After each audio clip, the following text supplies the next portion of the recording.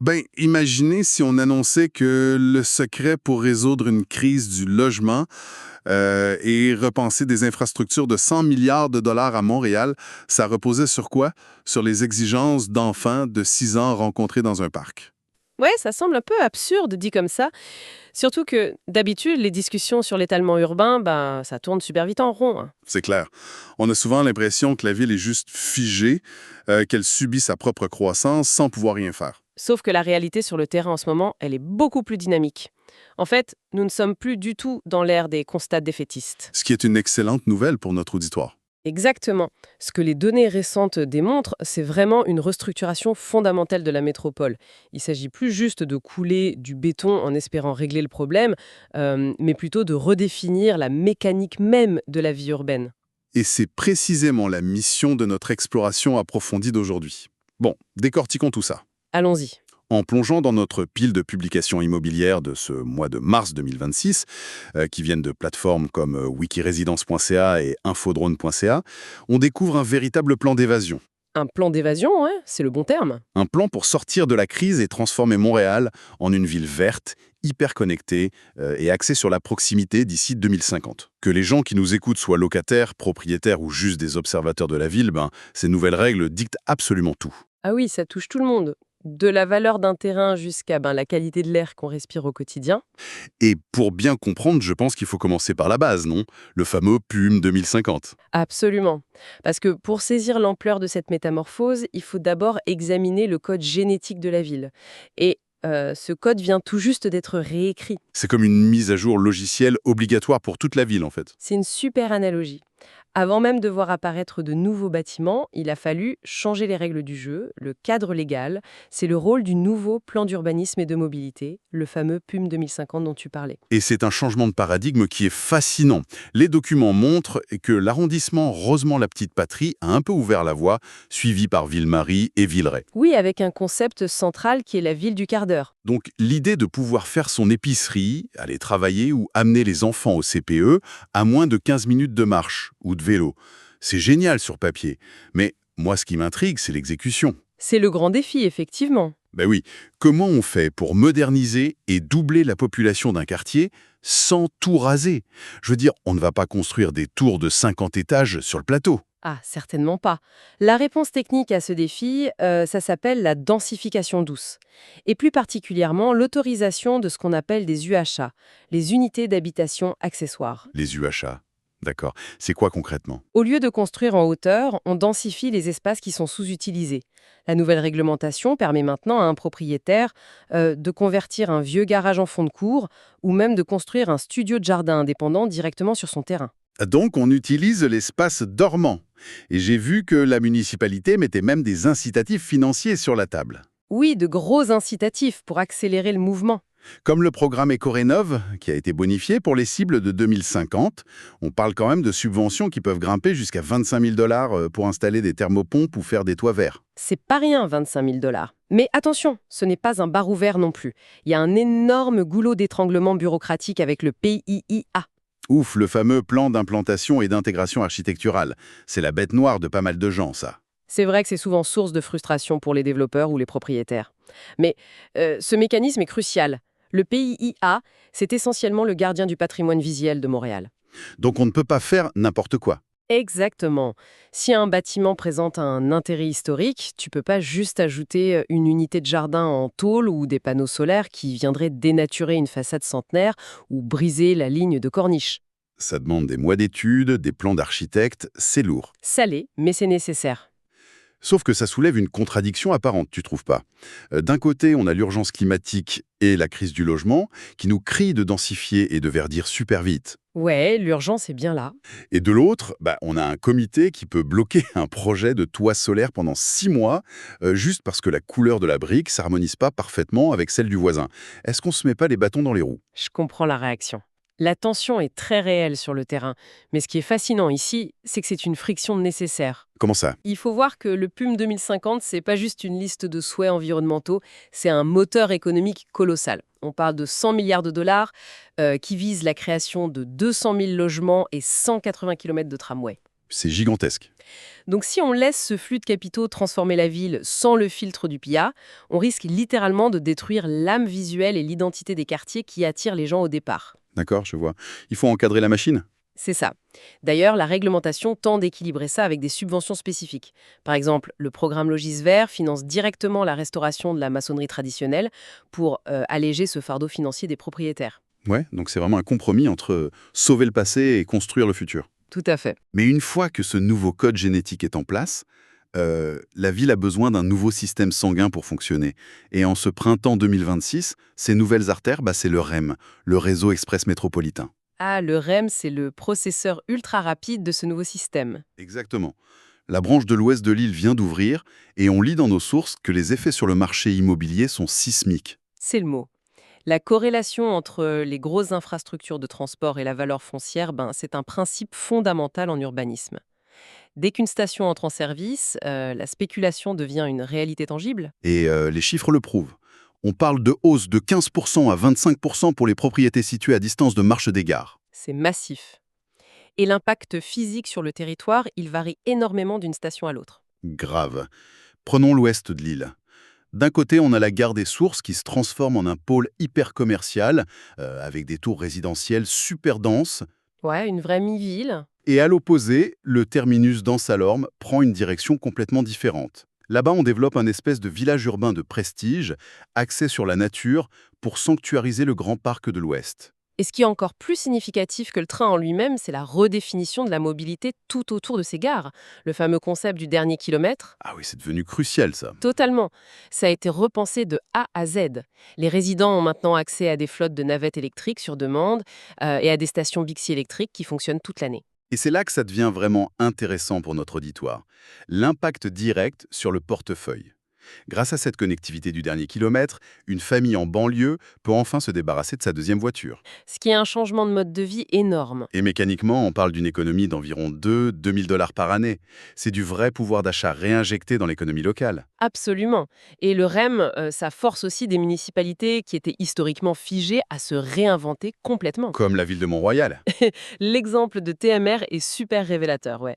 C'est une cité-jardin du début du XXe siècle, tu sais, célèbre pour ses vastes unifamiliales, ses pelouses parfaites. Le rêve de banlieue classique. Voilà. Et du jour au lendemain, avec le REM, paf, il se retrouve connecté au centre-ville en seulement 8 minutes. La pression pour densifier est devenue insoutenable. Et leur réponse est quand même spectaculaire. La construction du Deck Park, un immense parc-pont suspendu au-dessus des rails pour réunifier la ville. C'est un projet d'ingénierie incroyable. Mais socialement, c'est ça qui me fascine. On a toute une génération de résidents vieillissants. Des gens qui ont des maisons de 5 chambres devenues trop grandes, qui veulent vendre, mais qui refusent de quitter leur communauté. Les fameux downsizers. Exactement. Et ça crée une demande féroce pour des condos luxueux autour de la gare. Mais j'ai une objection, ou du moins une hypothèse là-dessus. Je t'écoute. On voit des acheteurs fortunés qui acquièrent de vieilles maisons à Montréal et qui y injectent un demi-million en rénovation, juste pour sécuriser un emplacement près du train. C'est la réalité du marché actuel, oui. Mais le REM devait réduire la dépendance à la voiture, non? Est-ce qu'on n'est pas en train de créer une espèce de cité-jardin 2.0 élitiste? Involontairement, ça repousse la classe moyenne encore plus loin en périphérie, là où la voiture reste obligatoire. C'est le grand dilemme. Le risque d'exclusion, c'est le talon d'Achille de n'importe quel grand projet de transport public. C'est inévitable. Mais la plus-value immobilière est tellement forte qu'elle gentrifie presque toujours les abords immédiats des gares. Sauf que la stratégie pour contrer cet effet repose justement sur ce réseau du dernier kilomètre dont on parlait. Ah, donc les navettes et les bus? Oui, en déployant des voies réservées pour des bus express qui relient des zones plus abordables, genre Dollard-des-Ormeaux, directement à la gare du REM, on diffuse la valeur de l'accessibilité sur un territoire beaucoup plus vaste. Donc on n'est pas obligé d'habiter à côté de la gare. C'est l'objectif. Ça permet à la classe moyenne d'utiliser le réseau sans payer la prime d'habiter à 500 mètres du quai. C'est vraiment une course contre la montre pour répartir la richesse, hein.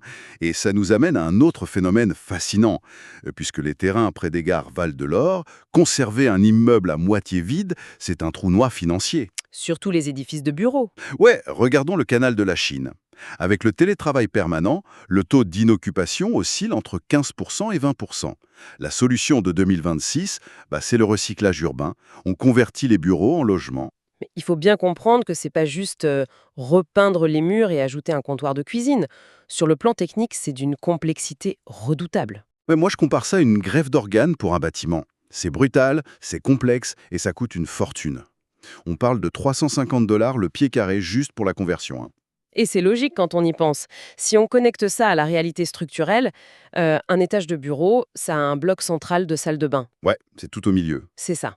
Mais si tu divises cet étage en 10 appartements, il faut carotter des dalles de béton super épaisses pour passer des dizaines de nouvelles colonnes de plomberie. Il faut refaire toute la ventilation, changer les fenêtres scellées en verre pour des fenêtres qui s'ouvrent. Le défi est monumental. Et malgré ça, les chiffres disent que ça vaut le coup. Le projet du 4000 Saint-Patrick est l'exemple parfait. Un investissement de 85 millions pour créer 180 unités locatives. Parce que c'est le modèle d'affaires qui sauve ces quartiers. Au-delà de l'exploit technique, l'impact urbain est génial. La vie de quartier revient. Exactement. Une rue Industria qui devenait déserte à 17h se met soudainement à vibrer le soir. L'arrivée des résidents, ça amène des cafés, des épiceries, une vraie vitalité. C'est vrai. Et cette approche de recyclage prend une dimension encore plus folle quand on l'applique au patrimoine industriel. Je pense à l'entrepôt Van Horn, sur le plateau. Ah oui, un chantier titanesque de 145 millions de dollars. C'est incroyable. On a le bâtiment patrimonial, le numéro 1, avec son château d'eau emblématique, qui devient un hôtel et des ateliers d'artistes. Mais pour payer tout ça, ils construisent un bâtiment ultra-moderne collé dessus, le numéro 55, pour les boîtes tech. C'est une vraie synergie. En fait, la conception repose sur un bouclier logistique.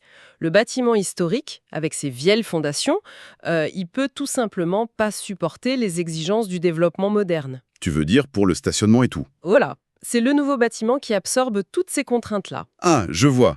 C'est sous la nouvelle structure qu'ils creusent le stationnement de 50 places pour pas fragiliser les vieilles fondations. Exactement. Et c'est aussi là qu'on met les immenses espaces de bureaux à air ouverte, hyper câblés, qui génèrent les gros revenus. Le neuf finance et protège l'ancien. C'est des symbioses pures. Et si on regarde la vision globale, la survie du patrimoine passe désormais par ce genre de montage hybride. Sans le nouveau bâtiment, le vieil entrepôt aurait fini abandonné. Mais tout ça, les greffes à 350 $ le pied carré, les nouveaux bâtiments tech, ça montre une limite du marché libre. Le privé cherche la rentabilité. Il peut pas régler la crise sociale tout seul. Non, clairement pas. Et c'est là qu'on observe un tournant majeur dans nos documents. L'interventionnisme municipal. La ville de Montréal décide de ne plus être juste un arbitre. Elle devient un joueur massif sur l'échiquier. Le changement de ton est drastique, oui. Devant les limites du marché pour créer du logement abordable, l'administration a décidé d'utiliser ses propres terrains comme levier d'intervention. Elle vend des terrains stratégiques pour forcer la construction de 3000 logements, dont 20% de logements sociaux. Et elle exige l'utilisation de fiducies foncières communautaires. C'est un outil très puissant. Justement, comment ça marche, en gros? Comment on gèle les prix quand tout le reste flambe autour? En fait, la mécanique d'une fiducie foncière, ça repose sur la séparation entre le terrain et le bâtiment. La fiducie, qui est un OBNL, achète le terrain et le garde à perpétuité. D'accord, donc le terrain appartient à la communauté. C'est ça. Le résident, lui, il n'achète que les murs de son appartement. En retirant le coût du sol de l'équation, on empêche sa revente spéculative et on garantit que ça restera abordable pour les générations suivantes. C'est super ingénieux, déconnecter le sol du bâtiment. Mais pour lancer ça, les OBNL ont un gros problème de financement initial. C'est là qu'intervient le fameux fonds plancher de 3 millions de la ville. Oui, et 3 millions, ça peut paraître petit par rapport aux 100 milliards du PUM. C'est exactement ce que je me suis dit. Une goutte d'eau. Mais la mécanique est brillante. Ce sont des prêts de pré-développement. Les OBNL n'arrivent pas à avoir des prêts de banque parce qu'ils n'ont pas de plan d'architecte, mais ils n'ont pas d'argent pour payer l'architecte avant d'avoir le prêt. C'est le serpent qui se mord la queue. Le fonds plancher agit comme un capital de risque municipal. Il absorbe le risque que les banques refusent de prendre. Et ce soutien institutionnel est vital, on le voit partout. L'exemple de Jeunesse au Soleil dans Villerem a marqué. Ils ont inauguré un siège social de 36,5 millions, carbone neutre, géothermie, banque alimentaire de pointe. Oui, un projet communautaire modèle. Mais pour amasser juste les 7,5 millions pour le terrain, ils ont dû prendre la décision déchirante de vendre leur camp d'été historique. Ça montre la violence de la lutte pour le sol. L'accès à l'espace est devenu un combat de survie et paradoxalement, les grandes institutions aggravent cette pression. Ouais, parlons-en de Polytechnique Montréal. Ils injectent 356 millions dans leur rénovation. Bon, petite parenthèse, j'adore le fait qu'un projet d'ingénierie aussi cher intègre des barrières pour protéger les couleuvres brunes du Mont-Royal. C'est un détail écologique génial. C'est très représentatif de 2026, oui. Mais l'impact économique, lui, il est féroce. Absolument. Ces centaines de millions créent ce qu'on appelle une gentrification technique. Quand Polytechnique modernise ses labos, ça attire des chaires internationales, des profs super bien payés, des étudiants étrangers avec du budget. Et tout ce beau monde cherche à se loger à côté. La conséquence, c'est que le taux d'inoccupation dans un rayon de 2 km plonge sous les 1%. Les proprios en profitent pour gonfler les loyers, ce qui chasse les résidents historiques. Donc si la ville et les OBNL n'intervenaient pas de l'autre côté, le déséquilibre serait total. Ce ne sont pas des compléments, ce sont des contrepoids absolument essentiels. C'est fou de voir toutes ces forces s'affronter. Mais bon, après avoir parlé de centaines de millions, de fiducies, de plans d'urbanisme, on en vient au document le plus surprenant de notre pile. Le rapport Raconte-moi ta ville. Oui, Qui est l'utilisateur final de tout ça? on a consulté 111 enfants de 4 à 12 ans directement dans les parcs et les CPE, et eux, ils s'en fichent des échangeurs autoroutiers. Ils veulent des rues sans voitures rapides, beaucoup d'arbres pour grimper et de la place pour jouer. Et ça soulève une question super importante. Concevoir la ville pour les enfants, c'est pas juste mignon. Non, c'est ce que je me disais. J'ai une hypothèse. Est-ce que ce ne serait pas l'outil économique ultime pour retenir les familles et l'assiette fiscale? Complètement. C'est une stratégie redoutable. Le principal moteur de l'étalement urbain, c'est l'exode des familles qui fuient vers les banlieues pour chercher de la sécurité et de la nature. Et qui partent avec leurs impôts. Exactement.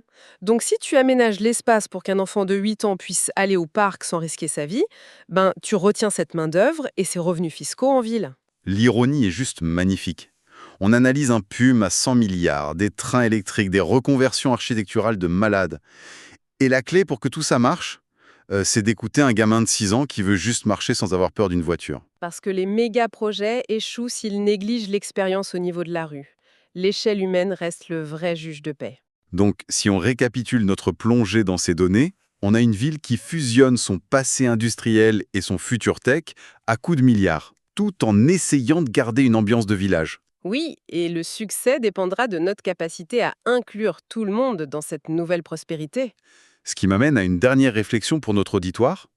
Une idée qui m'a frappé, si la fameuse ville du quart d'heure réussit parfaitement, Ouais, si chaque quartier a tout ce qu'il faut, bureaux, parcs, épiceries, à moins de 15 minutes, est-ce qu'on ne risque pas de créer des bulles parfaites mais complètement isolées?